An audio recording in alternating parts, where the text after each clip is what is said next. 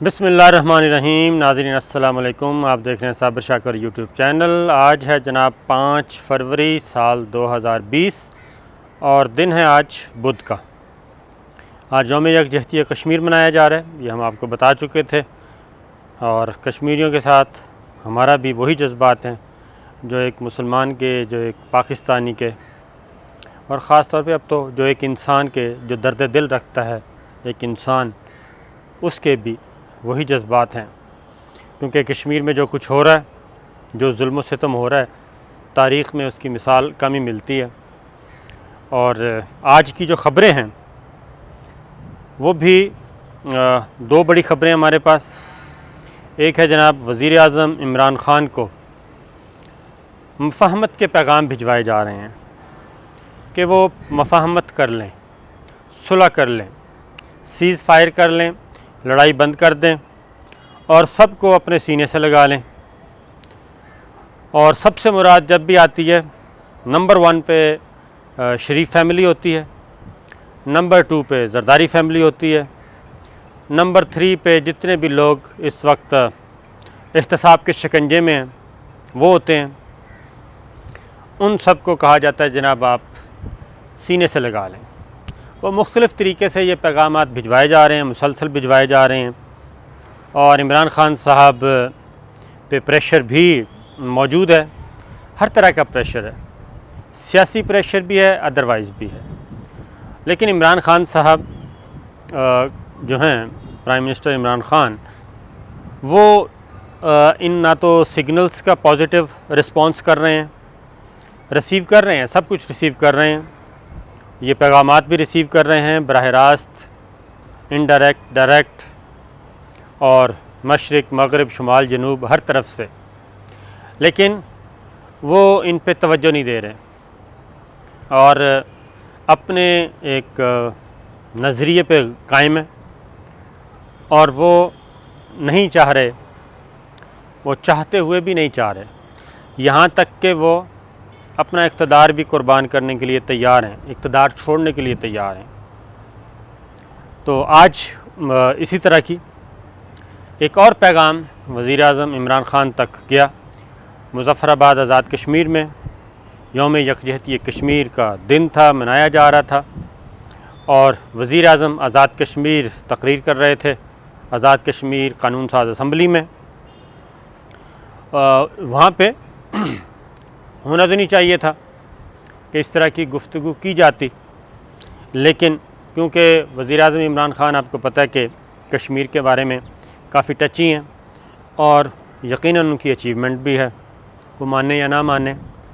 और उनके साथ सियासी इख्तलाफात हो सकते हैं, उनके साथ ज़ाती इख्तलाफात हो सकते हैं, लेकिन ये बात अपनी जगह पे हकीकत है कि कश्मीर का मुक़द्दमा उन्होंने भरपूर तरीके से लड़ा है अब तक, अपनी ज़ात की हद तक, और अक़वाम मुत्तहिदा की जनरल असम्बली से लेके और अब तक जिस फ़ोरम पे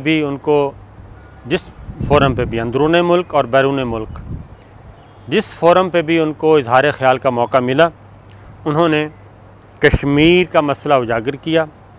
मोदी सरकार भारतीय पॉलिसी, नाज़ीज़म, जन और हिटलरिज़म, इसको बहुत ज़्यादा हाईलाइट किया, तशबीह दी उन्होंने।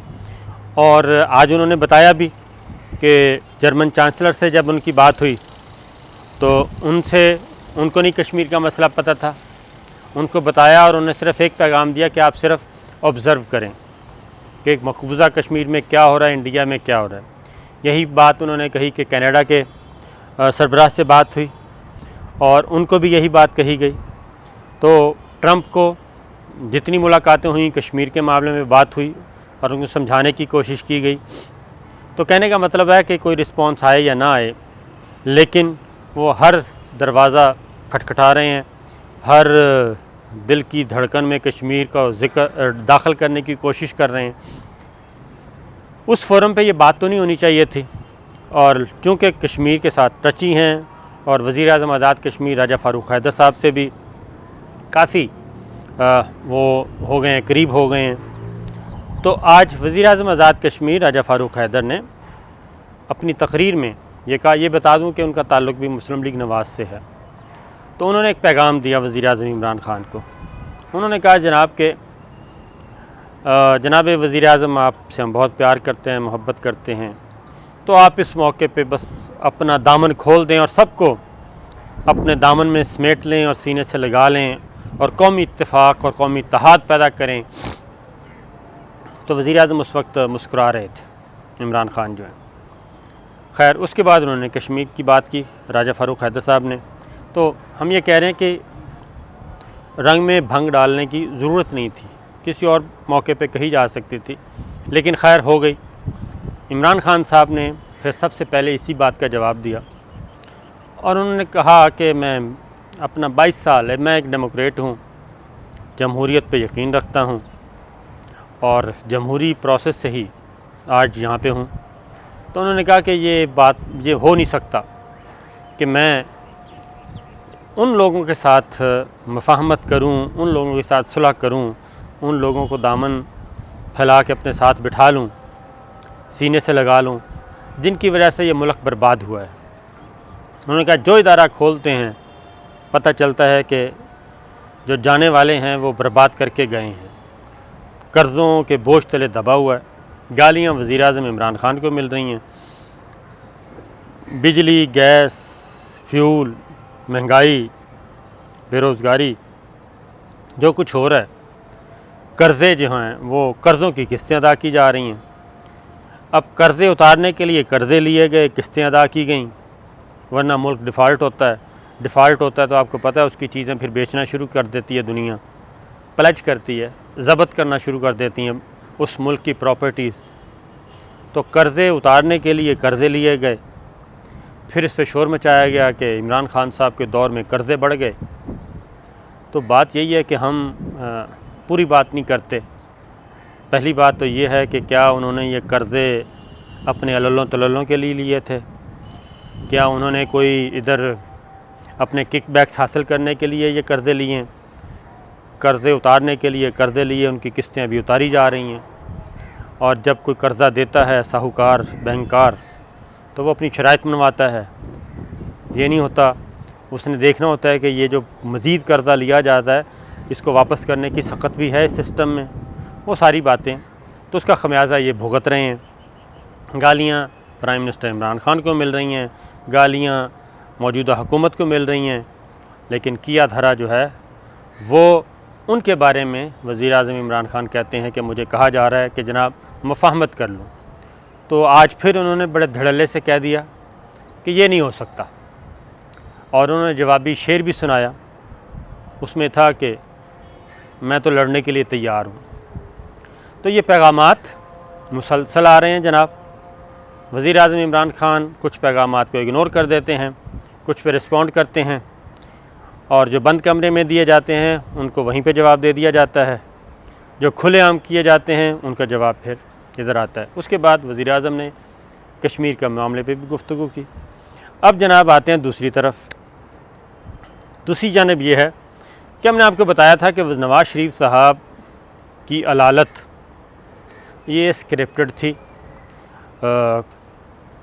कोट लखपत जेल से शुरू हुई थी, नैब हेडक्वार्टर लाहौर पे आगे बढ़ी, सर्विसेज हॉस्पिटल पे फ़ाइनल हुआ, जाती उम्रा गए, कतर का अमीर कतर का तैयारा आया, वो उनको ले गया, और जब से ज़मानत पर रिहा हैं, एक दिन भी हॉस्पिटलाइज नहीं हुए, माशाल्लाह से बिल्कुल फ़िट हैं, खाने खा रहे हैं, रेस्टोरेंट अटेंड कर रहे हैं, शॉपिंग हो रही है, गपशप हो रही है, हामिद करज़ई साहब से मुलाकातें हो रही हैं, मलिहा लोधी साहब मुलाकातें हो रही हैं, एक दूसरे को पैगाम रसानी का काम चल रहा है, पैगाम रसानी हो रही है। शहबाज शरीफ साहब और वो नवाज़ शरीफ साहब बैठे अपनी सियासी जो हैं मोहरे, वो अपने अपने मुताबिक एक शतरंज की सियासी चालें वहाँ से चली जा रही हैं। कुछ दिन पहले बता दिया गया था जो मेडिकल रिपोर्ट्स भेजी जा रही हैं पंजाब गवर्नमेंट को, जिनकी बुनियाद पे ज़मानत में तोसी होनी है, वो भी खतूत हैं डॉक्टर्स के। अब लंदन के डॉक्टर्स ने खतूत भी देना बंद कर दिए हैं, मेडिकल रिपोर्ट्स तो दरकिनार खतूत भी नहीं दे रहे अब। और अब जो ताज़ा तरीन मेडिकल रिपोर्ट सबमिट करवाई है वो शरीफ मेडिकल सिटी के लेटर हेड पे, लेटर पैड पे जनाब वो लिखी गई है और वो डॉक्टर अदनान की लिखी हुई है। लंदन से अब कोई रिपोर्ट उनको मुस्तनद रिपोर्ट नहीं दी जा रही। उसकी रीज़न ये है कि पाकिस्तान में तो सब चल जाता है, यहाँ पे तो सिस्टम को पता भी हो, सिस्टम को पता हो, सिस्टम में बैठे लोगों को पता हो, वो आंखें बंद कर लेते हैं लेकिन और उसको इग्नोर कर दिया जाता है। लेकिन लंदन में ऐसा नहीं है। लंदन में आप जो ख़त देंगे, जो रिपोर्ट देंगे, अगर वो कहीं चैलेंज हो गई और आप झूठे साबित हो गए तो जेल है। तो डॉक्टर लॉरेंस ने एक ख़त तो ज़रूर दे दिया लेकिन कोई मेडिकल रिपोर्ट नहीं दी। उन्होंने अपनी एक ओपिनियन दे दी, उस ओपिनियन को ज़ाहिर है चैलेंज नहीं किया जा सकता। तो मेडिकल रिपोर्ट्स कोई नहीं है। मसलन ब्लड टेस्ट हो रहे हैं, क्या है, ईसीजी हो रही है, क्या है, प्लेटलेट्स क्या हैं, इस तरह की कोई रिपोर्ट नहीं है। और अब ताज़ा तरीन कहा जा रहा है कि जनाब नवाज़ शरीफ साहब ने ऑपरेशन करवाने से भी उसका ऑपरेशन रोक दिया गया है क्योंकि मरियम बीबी नहीं है और जब तक मरियम बीबी नहीं होंगी उस वक्त तक ये ऑपरेशन नहीं हो सकता। लिहाजा मरियम बीबी को फ़ौरन भेजा जाए ताकि ये ऑपरेशन हो सके।